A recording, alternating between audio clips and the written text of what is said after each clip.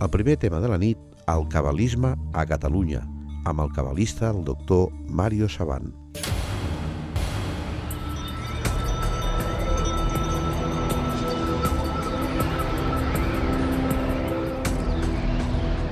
Catalunya misteriosa.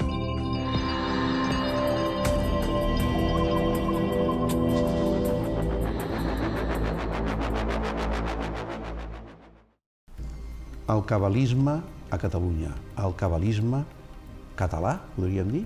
Sí? No? D'això en parlarem. Avui anem a tractar del cabalisme, evidentment, començant pels grans mestres del call de la ciutat de Girona, de Besalú, de Tortosa. Tinc que fer aquí una cita que va fer Harold Bloom, crític literari jueu americà, que quan va venir aquí a rebre un premi internacional, l'any 2002, va dir: em sento content de trobar-me a la terra de Ramon Llull, l'alquimista, ja ho sabeu, i de Salvador Espriu, l'escriptor i poeta. Aquest gran filòsof reconeixia que aquests dos personatges, que ara els anomenaré, el Ramon Llull i el Salvador Espriu, van fer molt per la càbala.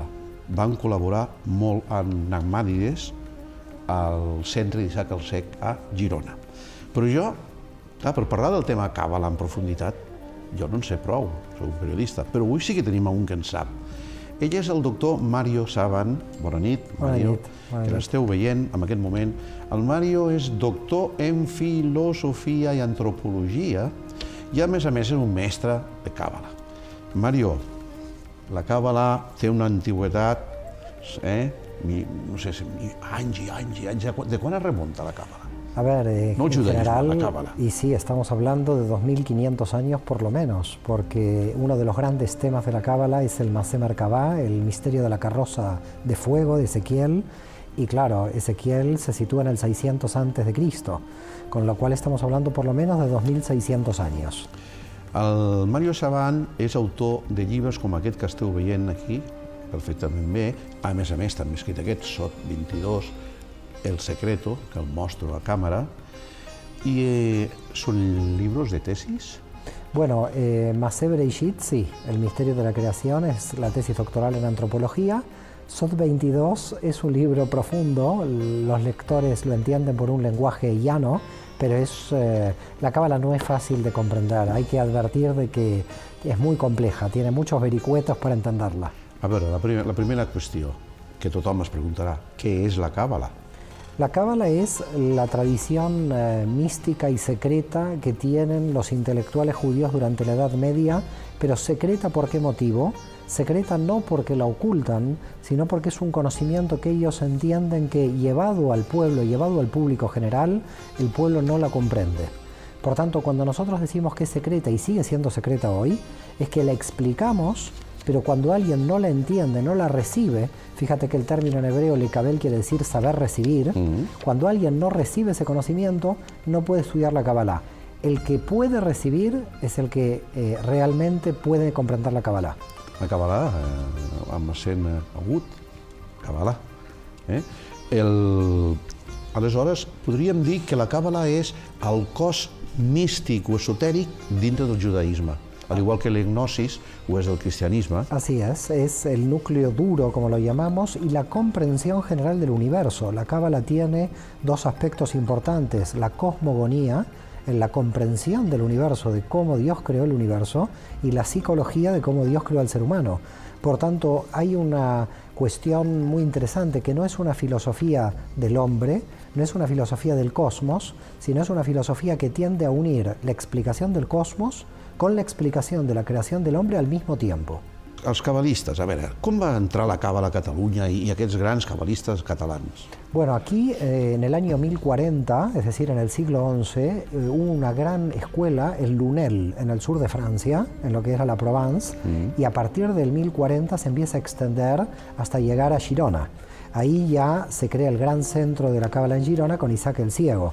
Isaac el Cec es nieto y bisnieto de grandes cabalistas de Lunel, con lo cual podríamos decir que comienza el Lunel y en Girona tiene su fuerza. Ahora, en Girona, ¿qué es lo que aparece? Que aparece en el año 1176, en el siglo XII. Por primera vez, aparece públicamente el texto del libro del Bajir, una de las obras más fuertes que va a tener la Cábala. Con lo cual nosotros decimos que Girona es el epicentro donde libros ocultos de la Cábala por primera vez se revelan al público. Ariel de Girona, místico y cabalista, ¿qué hizo? ¿Cuál es su importancia? La importancia de Asriel de Girona es definir el problema, antes de Luria del siglo XVI, el problema del Tzimtzum, de la autocontracción de Dios. Asriel de Girona es el primero que trata de entender cómo Dios creó un mundo finito a pesar de que Él es infinito. Y él, de alguna manera, elabora por primera vez la idea de Tzimtzum, autocontracción divina. Es decir, Dios, dentro de sí mismo, crea un espacio vacío para crear ahí la manifestación. Por lo tanto, es casi clave en el desarrollo de la Cábala posterior. Él fue discípulo de Isaac el Sec. Fue discípulo de Isaac el Sec y de alguna forma también profesor de Nachmanides de Girona. Hay todo ahí un enlace de autores que podríamos llegar a 5 o 6 generaciones, uno detrás de otro, desde el Unel del 1040 hasta el 1263, casi en forma secuencial. El Nachmanides, que diu el Mario, es el Bonastruc Saporta. Así es, Bonastruc Saporta, también de Girona, sí, que fue el gran amigo de Jaume I, ¿no? el gran amigo de Jaime I el Conquistador. Este mantenía disputas públicas. Sí, así es. Tuvo una disputa pública muy fuerte. Bueno, promocionada por el rey Jaume. Sí, lo que pasa es que él con el cristià aquel... Pau Cristiani. Pau el cristià. Sí. Pau Cristiani era un judío converso. Sí, sí, sí. Así que la disputa era de que dos además judíos. La ganó no el cristià, sino Nachmanides. Sí, Jaume I le dijo a Nachmanides: nunca había una causa perdida tan bien defendida. Sí. Le dijo, era muy amigo de Nachmanides. Nachmanides, Bonastruc Saporta, era rabino. Así es. Y además era médico. Bueno, era médico, rabino, cabalista. Cuando decimos cabalista, claro, ¿a qué hacemos referencia? Había una cábala teosófica entre los rabinos, una cábala cosmogónica, y después, con el tiempo, y también en Barcelona, va a aparecer una cábala profética o extática con Abraham Abulafia. Sí, ahí va a cambiar totalmente la cábala. Sí, antes de hablar de Barcelona tendríem que parlar de Besalú, que estava molt prop. Besalú també una ciutat judía, cabalista. Imagínate la importancia de Besalú, que se dice que en el año 987, a fines del siglo X, las primeras familias judías de Girona son provenientes de Besalú. Así que en verdad en el siglo X el centro judío era Besalú y no Girona. Luego se va a crear Girona. Que se conservan los baños. Así es, el baño ritual, la mikve, que es muy importante de Besalú, es conservada, y la verdad que el alcalde ahí está haciendo un muy buen trabajo de conservación y de promoción turística de la ciudad. Les terres de Girona sí que són d'una ascendència jueva, perquè hi ha, per exemple, poblets del costat com Villajuiga, Villa dels Jueus, Villa l'Enfant, la Villa de Jesús, en fi. Aleshores tenim que la diàspora de jueus primer es van instal·lar a Besalú i de Besalú a Girona. Y ahora ella nos porta al Mario Saban a Barcelona. ¿Qué va a pasar a Barcelona? Barcelona va a tener 2 puntos centrales en el desarrollo de la Kabbalah. Primero aquí va a estar un judío muy importante, astrónomo y matemático, Abraham Barilla. Abraham Barilla va a ser por este hombre se estudia la matemática en Europa hasta Copérnico en el siglo XVI. Quiere decir que el manual de matemática que estudiaban toda Europa a partir del siglo XI nace de Barcelona. Esto es algo que poca gente lo conoce, y Barilla también, además de matemático, era cabalista. Y esto estamos hablando en el siglo XI, es decir, contemporáneo al Unel. ¿Y en Barcelona la cábala dice se cambió? Es que en Barcelona tiene un fuerte desarrollo con cuando llega Abraham Abulafia, que viene de Zaragoza. Él nace en Zaragoza, aunque estudia en Tudela, de Navarra, y cuando llega aquí crea una pequeña escuela de 3 o 4 discípulos a los que le enseña la Kabbalah. Y él ya tiene otra tendencia, porque aquí aparece la numerología dentro de la Kabbalah, que la trae Abulafia. Abulafia tiene una tendencia que los místicos de Girona no la tienen. Los místicos de Girona eran místicos de la Sefirot, del árbol de la vida. ¿Sí? Y Abraham Abulafia era un místico del lenguaje. Son místicas diferentes. ¿Quién era Salomón Ben Adret? Bueno, Salomón Ben Adret se le conoce por muchísima cantidad de temas. Es un cabalista teosófico de la escuela de Nachmanides, pero no le gusta nada a Abulafia y de hecho lo excomulga. Es decir, que lo trata de loco, dice este loco que se vaya de Barcelona. No entiende el tipo de cábala que tiene, el tipo de cábala profética, Y es verdad que es muy avanzada la Cábala Abulafia para que la pueda llegar a entender Benadret. Benadret va a ser rabino de Barcelona durante casi 40 años. ¿En qué época? Estamos hablando desde 1270 hasta 1310, fines del siglo XIII. Entonces, esta càbala, aquests jueus de Girona, de Besalú, de Barcelona, van baixant y cómo es, o pujant, no sé, porque cómo es que están también en Tortosa, había un call al lado del río Ebro. Bueno, lo que pasa es que aquí la cábala se expande en grupos muy pequeños de personas, es decir, la gente no tiene que entender de que toda la comunidad judía sabía la cábala, ni mucho menos. Esto eran 3 o 4 intelectuales de muy alto nivel y categoría que tenían que tener una preparación intelectual muy alta, gente que prácticamente pasaba la vida estudiando, financiada por la comunidad judía. La comunidad judía financiaba a los grandes estudiosos para el estudio a tiempo completo, en muchos casos, como lo que sucedió en Lunel, pero estamos hablando de muy poca gente. Esto no llegaba al gran público de ningún modo.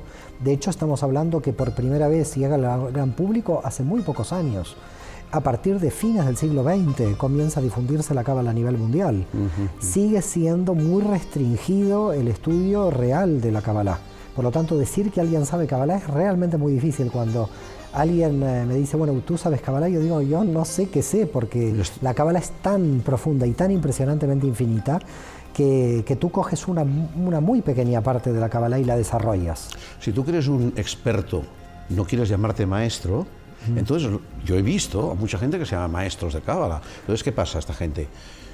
¿Saben o es que es una cuestión de marketing? No, yo pienso que cada uno se llama como se quiera llamar. Yo, la verdad, yo respeto a cómo se llamen todos. Yo lo único que digo que yo, la verdad, que me siento nada frente al estudio de la cábala, porque realmente, si tú te pones a pensar las obras desde el punto de vista de la realidad, ¿no? Sí. Las obras de Abulafia recién son editadas en hebreo, no te digo publicadas en castellano, en catalán, en francés, sino editadas en hebreo entre el 2000 y el 2010. Con lo cual, del 2000 para atrás, quien decía que había estudiado Abulafia lo tuvo que haber estudiado manuscrito o en referencia de otro autor. Porque claro, la transmisión al principio debía ser oral. Totalmente oral, totalmente oral. Pero además estamos hablando de que hasta el año 2000, en hebreo inclusive, todo estaba en manuscrito. Quiere decir que ahora estamos estudiando por primera vez en la historia las obras de Abulafia editadas en hebreo por primera vez. Bueno, ahora tenemos libros como estos tuyos que estamos viendo, que hablan sobre secretos, el secreto, pero todo de filosofía y enseñanza cabalista, enseñanza judía, ¿no? Bueno, la cábala se creó, ha permanecido siglos y siglos y continuará, porque es la palabra de Dios. Y porque además, cuando decimos que la cábala continuará, es porque el hombre se necesita conectar con su propia esencia y sobre todo con una pregunta: ¿cuál es el sentido de la vida de una persona? Cuando alguien se pregunta esta pregunta, ya entra en cábala. Fantàstic. Muchas gracias, Mario Saban. Al contrari. Com veieu, es demostra que és un bon professor de filosofia, perquè la forma que s'explica, i un gran mestre també en cábala. Gràcies i hasta la pròxima. Gràcies.